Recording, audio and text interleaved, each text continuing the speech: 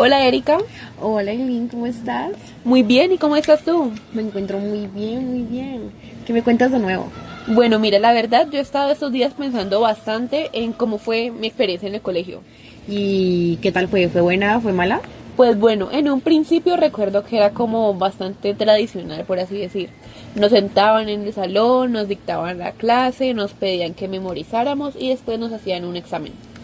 Uy, eso suena re mal. ¿Tú qué opinas de eso ahora que eres más grande? Bueno, pues ahorita que ya soy más grande y he visto pues otras experiencias, digamos que realmente no ayudan como mucho al aprendizaje, realmente un niño no puede aprender y uno como niño pues tampoco podía aprender, sino memorizar cosas para ganar una nota más adelante. Sí, tristemente eso se ve en la mayoría de las escuelas del país. A mí también me tocó una experiencia muy similar. Pues vengo de un colegio de monjas en gran parte y agrégale que aparte de tener las clases así como las tenías tú, tenía que haber una oración antes, entonces hay una Mm, imposición de religión. claro. Pero pues bueno, ya después de que el colegio fue cambiando un poco, también obtuve otra experiencia un poco más activa cuando llegaban, yo creo, profes más jóvenes o de nuevo también al colegio. Entonces trataban de implementar nuevas estrategias. Y me parece a mí que aprendíamos así de una mejor manera, ya que nos movían, nos sacaban más del salón, nos hacían reconocer el contexto y también socializar lo que aprendíamos. Siento que el aprendizaje así era mucho más llevadero y realmente significativo. Claro, eso es chévere, es muy bueno cuando el profesor te asemeja la realidad con problemas que podamos solucionar desde nuestros puestos, aunque estuviéramos en el salón la mayoría del tiempo, aunque a mí también me tocó que a veces salíamos, a veces no, y siento que deberíamos de mejorar eso, deberíamos de reconocer que hay un otro y que no solamente es el profesor. Sí, imagínate entonces si esa fue nuestra experiencia, cómo habrá sido en otros colegios en Colombia. Uy, siento que pudo haber sido igual o hasta peor. Y puede que haya colegios donde los estudiantes no tengan ni voz ni voto. Sí, probablemente. Yo estuve leyendo en esos días que la tasa de alfabetización subió del 95 al 96%, pero pues en los PISA 2022 nos fue bastante mal. Colombia tuvo un promedio, o sea, un promedio inferior al de los otros países de Latinoamérica en cuanto a lo que se refería a lectura, a escritura, a ciencias y matemáticas. Uy, no, qué mal, eso está muy mal. Siento que como futuros educadores deberíamos replantearnos esto y ver qué estamos haciendo mal, porque cómo es posible que esa tasa sea tan alta. Siento que deberíamos de fomentar la lectoescritura en los niños y también pues el amor por los, pues tampoco es que uno se mate por los números, pero pues también el Sí, comprenderlos mejor porque se han visto muchos casos que los profesores no colaboran de a mucho, siempre es como que se van sí, por sí, un solo exacto. lado Y y ya no solamente hay una ajá, forma de hacerlo y si no lo y haces así ya, está mal. exacto, entonces no deberíamos de entrar en que solamente hay una forma de hacerlo, deberíamos de encargarnos de que haya un aprendizaje más significativo en los niños. Sí, y también como aquello que nos envió el profe, ¿recuerdas? Sobre la educación, la pedagogía y la didáctica. Ah, claro, exacto, deberíamos de fijarnos mucho en lo que es en la didáctica, ver qué materiales usamos, ver cómo nos expresamos, ver cómo podemos ayudar a nuestros niños para que logren entender lo que les estamos enseñando. Sí, pues yo digo que la base de todo está en la educación, ¿cierto? Esa forma en la que aprendemos no solamente los conceptos que se nos dictan o que se nos dan, no en específicamente en un colegio, sino como aprendemos en la vida. Y en ese sentido tenemos maestros a donde sea que miremos, porque cualquier persona nos puede enseñar. Incluso recuerdo que no sabía yo saltar la cuerda y una niña me enseñó, así fue la educación. Es un proceso de aprendizaje en la vida constantemente. Claro, no debería limitarse nada más a cuatro paredes y un aula. Se Cualquier trata. persona en la tienda puede enseñarnos a contar más rápido o a entender mejor los números o cosas similares. No solamente es el profesor el que tiene el rol de educador, sino la vida en sí. Exactamente, y no solamente cosas de conocimiento, también valores, también cuando nos enseñaban a compartir, también a pensar críticamente. Eso hace parte de la educación, de aprender nosotros mismos de la vida. ¿Y qué te ha enseñado la vida a ti, Aileen? Los profesores, aparte de los profesores, ¿quién más te han enseñado? Bueno, yo siento que los amigos que uno hacía de pequeñito en el parque le enseñaban a uno mucho. No solamente, o sea, podrían parecer quizás como cosas triviales o muy bobas, no sé, para otra gente, pero me acuerdo que me enseñaban a pasarme el pasamanos, a compartir, a dividir las cosas y a pasarla bien, de cierta forma. Claro, por ejemplo, aparte de que de mi entorno en físico, yo aprendí a amarrarme los zapatos en televisión, fíjate. Wow. Lo aprendí con un programa infantil de Discovery Kids y está ya muy grande para no saber amarrarme los zapatos. O sea, cualquier cosa nos puede educar. Exactamente. Y eso también, cada área del ser se ve transformada mediante la educación, ¿cierto? Entonces, así como lo dijimos, no solamente nosotros en cuanto a la parte intelectual, sino también nuestro propio ser. Se desarrolla esa parte emocional y social. Bueno, entonces, pero también de la educación tenemos que se nos desprende esa rama de la ciencia de la psicología, es la pedagogía, ¿cierto? Claro, la pedagogía es la ciencia que estudia el cómo aprenden nuestros niños, el cómo debemos de enseñarle a ellos, y siento que es algo muy muy importante para los educadores, es algo primordial en su formación y que debería tomarse con mucha importancia, porque no puede ir un ingeniero de la nada a explicarle a un niño, no sé, digamos, sociales. Sí, yo estoy muy de acuerdo. Y es que la pedagogía también se piensa desde diferentes maneras cómo ayudar al niño, cómo ayudarle en ese proceso de educación. Y es de ahí que nos planteamos ya las escuelas, los colegios. Eso tenía entonces en ese sentido una importancia histórica tremenda. Empezamos quizás con la pedagogía tradicional de la que hablábamos antes, en la que nos sentaban, nos transmitían conocimientos y nos hacían de cierta forma sujetos útiles para algo en la sociedad. Pues claro, pues también tengamos en cuenta que tiene un contexto social muy fuerte y en el que en su tiempo le sirvió demasiado, pero pues ahora ya somos seres más pensantes. Hay personas que se dedicaron a darnos nuestro lugar como estudiantes, a preocuparse cómo aprendemos, y ya hemos visto varios pedagogos y psicólogos, en especial psicólogos, en que se han dado cuenta que los estudiantes dejaron de aprender y nada más se centraron en memorizar, y pues eso ahora no sirve de nada. Sí, sí. Hoy día nosotros decimos que quizás, pues, o sea, se ataca con todo a la pedagogía tradicional, a esos esquemas tradicionales, por estar metiendo y metiendo conocimientos en la cabeza del niño, por así decirlo. Pero en su momento pues fue bastante útil, pues a pesar de que el conocimiento del aprendizaje no era realmente significativo, pues servía a los propósitos del momento. Claro, pero hay que tener en cuenta que así como cambiamos nosotros, cambian el contexto, entonces debemos de adaptarnos a las necesidades de ahora. Sí, por ejemplo, ya después surgió pues la pedagogía constructivista, en la que el niño tenía un rol activo y en la que era como protagonista de ese proceso formativo. Él aprendía mediante la experiencia, mediante la actividad, mediante el juego, y también comprendía lo que había a su alrededor, socializaba y obtenía conocimientos de esa forma, junto con otros niños, teniendo experiencia y reflexionando posteriormente sobre ella. A ver, ¿tú qué opinas también de esta pedagogía constructivista? Opino de que, como veníamos hablando, la educación no solamente se rige en que los profesores nos pueden enseñar todo.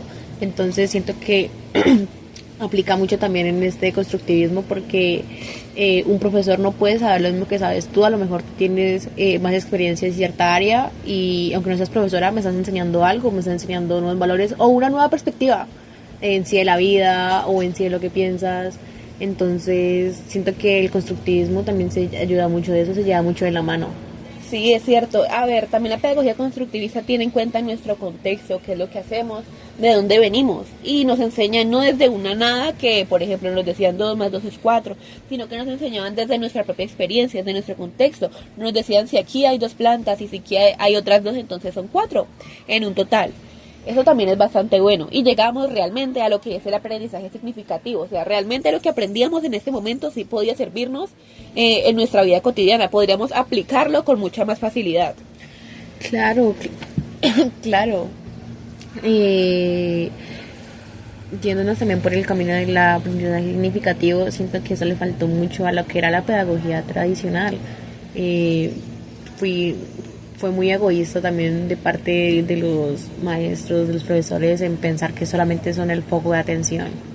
Sí, y al final eran conocimientos que ni siquiera ellos tampoco tenían, eran cosas que en algún momento memorizaron y ahora estaban dictando. Exacto, es como leer un libro y ya, y aprendérmelo y leérmelo 10 veces hasta recordar qué dice. Y no ¿Aprendiste interiorizar algo? nada. No aprendiste No, nada. porque nunca interiorizaste nada de lo que leíste, solamente lo leíste y lo memorizaste. Claro, pero imagínate ahora, si tú lees el mismo libro que yo leo y después las dos nos sentamos a hablar sobre el libro, ahí ya tendremos un aprendizaje más nutritivo, porque Sí. ya cada quien ya está dando su voz, su voto, y es bueno que hoy en día también muchos profesores se sientan a hacer mesas de debate, a usar recursos didácticos como esos, asambleas, preguntas abiertas para poder nutrir el conocimiento. Sí, y nos nutrimos constantemente con los aportes de cada uno y conocemos también la individualidad del otro.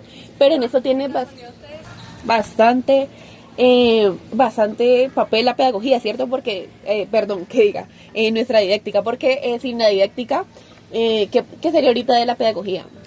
Pues no sería nada, tengamos en cuenta que la pedagogía y la didáctica se llevan de la mano porque eh, suenan igual, pero no son lo mismo. Ambas se preocupan, tienen pues un fin que es preocuparse por la educación del niño, del cómo aprende y eso, y saber cómo enseñarle en sí. Ujú. Como hemos visto, es el arte de enseñar. La didáctica es la que se piensa los espacios, es la que se plantea las estrategias, la que piensa también en el estudiante como un individuo, cómo debe él, cómo puede él aprender, le muestra las diferentes maneras en las que puede hacerlo y tiene en cuenta también como individuo a cada uno de esos estudiantes. Cada uno es un mundo propio que tiene sus propias ideas, sus propios pensamientos, incluso sus propios ritmos, sus propias maneras, sus propias formas de hacer las cosas. Entonces, en la didáctica se piensa esto, se piensa la manera en la que mejor puede aprender un niño teniendo en cuenta todo ello. Claro, la preocupación de cómo aprende y cómo uno tiene que enseñar, en especial de cómo uno tiene que enseñar, porque puedo venir a enseñarte aquí de 1000 maneras una cosa y tú no vas a entender porque no me preocupo de cómo es que estás aprendiendo, ¿sabes? No sé si se te hace más fácil el venir a que tú me digas lo que ya sabes o, no sé, con exposiciones, con juegos. Entonces, si no acierto cómo aprendes, entonces no te estoy enseñando nada. Exacto, y eso quizás es lo que le está faltando a muchas de nuestras escuelas o colegios hoy día. Y no se están planteando una buena didáctica que realmente se piense los espacios, se piense las maneras, los recursos que va a emplear para con cada niño. Y bueno, esto es una labor también bastante difícil, no podemos verlo solamente desde que son unos irresponsables y no quieren hacer nada con nosotros. Realmente es una labor bastante compleja y a la que hay que dedicarle mucho, mucho tiempo. Claro, tampoco Roma no se construyó de la noche a la mañana, ¿sabes? Sí. Todo es cuestión de un proceso, todo es cuestión de cómo vamos a emplear, cómo con la ayuda de estos recursos vamos creando nuevos conceptos, nuevas ideas, no sé cómo explicártelo. Le enseñamos al estudiante mediante la didáctica a comprender el mundo en el que está viviendo. Exacto, y pues muchos no se preocupan por eso, muchos lo dejan. Sí. Muchos se van por la fantasía, se van con problemas irreales. Es algo muy triste, la verdad. Imaginen la realidad tan distinta que tendríamos ahora si nos planteáramos desde el colegio una buena didáctica, si el maestro pusiera de su parte para plantear una buena didáctica. Pero pues bueno, entonces, un replanteamiento del aula realmente sería lo que nosotros necesitaríamos hoy día. Y pensar en el estudiante también como en ese ser individual, que al final nosotros, cada uno de nosotros fuimos en ese momento ese niño que estuvo ahí sentado recibiendo la clase y puede que entendiendo o puede que no entendiendo. Claro, cuántas veces, por ejemplo, cuántas veces no me senté allí, mirar al profesor, hablar y hablar y hablar y yo decir, interesante y no aprender nada. No entiendo nada. Sí, la verdad es que sí. Y además que el maestro también tiene que cambiar, porque si el estudiante va a tomar un protagonismo de su formación, si el estudiante va a estar aquí como un sujeto activo en este proceso de enseñanza-aprendizaje, entonces el maestro también tiene que cambiar. ¿Y de qué forma sería? Pues el maestro tiene que ser un guía, tiene que mostrarle la forma al niño en la que puede aprender, le tiene que estar guiando en ese proceso de formación y no como en la pedagogía tradicional, entrándole a las fuerzas, a los conocimientos a la cabeza, sino dándole las herramientas, mostrándole, ayudándole, siendo un moderador también, planteando esos espacios en los que él tiene que pensar, generando esos escenarios para que él mismo como que se ponga a prueba. Y creo que esa es la mejor forma en la que un maestro puede llevar a cabo su labor, y desde luego teniendo esa vocación y ese amor por ella.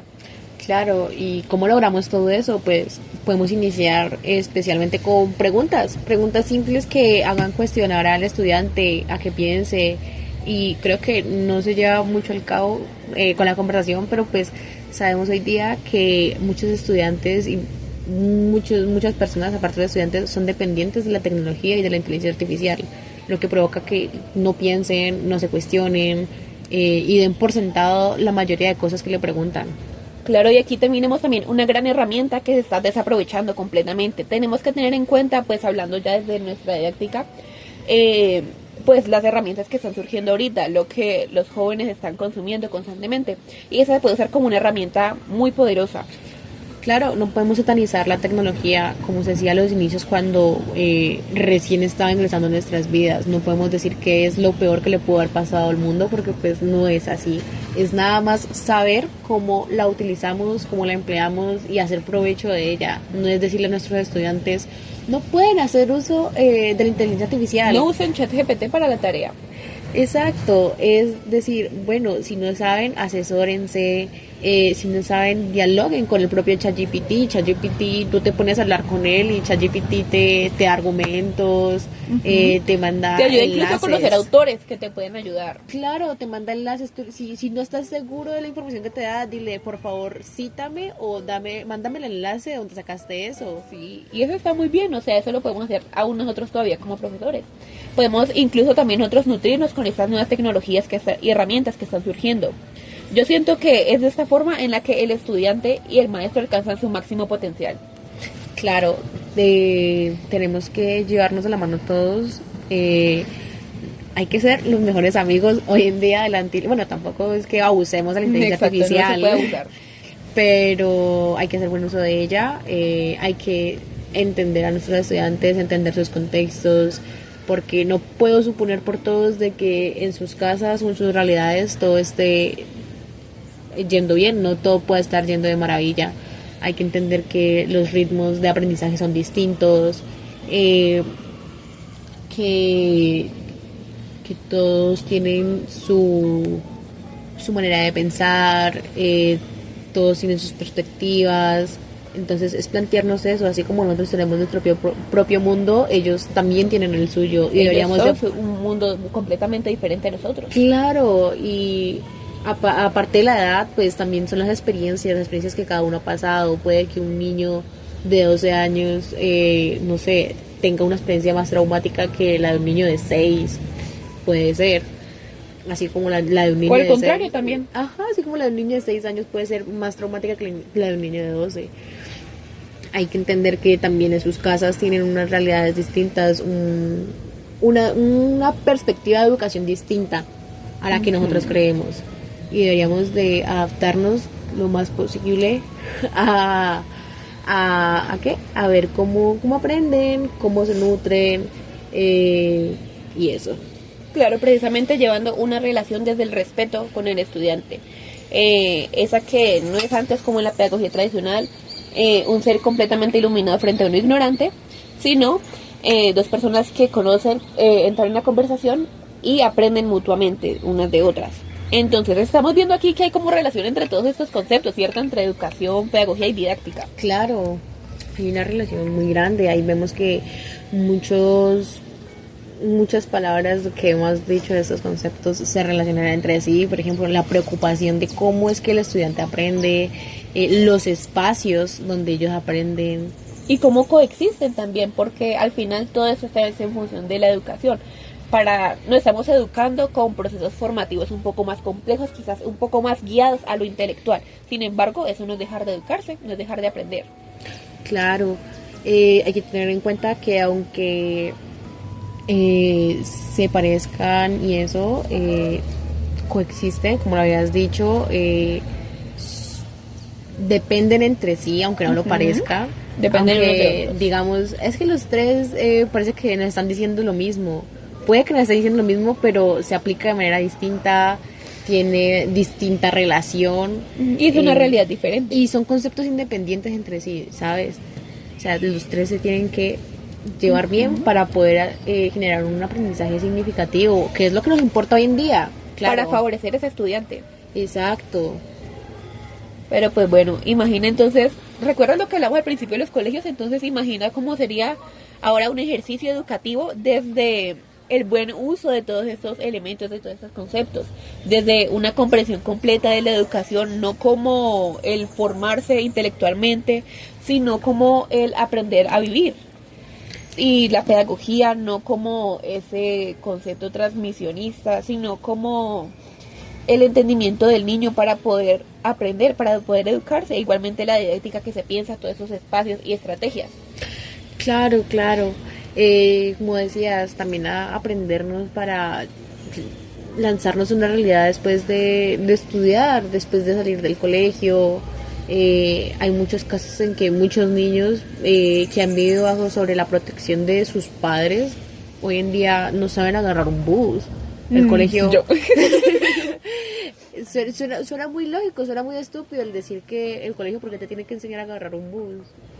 No es simplemente, o sea, el colegio no te tiene que enseñar nada más números y letras o fórmulas, tiene que enseñarte un poco más allá. A estar en este mundo, que es lo que vivimos todos. Claro, no tiene que preocuparse nada más por graduar a niños que les sirva para meterlos en una fábrica y que les trabajen. puedan recitar el teorema de Pitágoras de memoria. Exacto. Sí, puede ser importante para la vida, puede que alguien lo utilice en algún momento, quién sabe. Use en algún momento. ¿Has visto los casos que se ponían en las clases? No.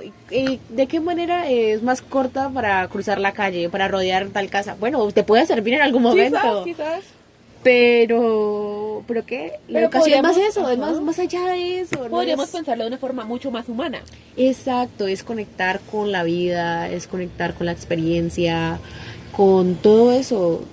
Sí, quizás nuestros ejercicios educativos hubiesen sido mucho más diferentes en el pasado y quizás los que vamos a llevar ahora, no con seguridad, van a ser muy diferentes.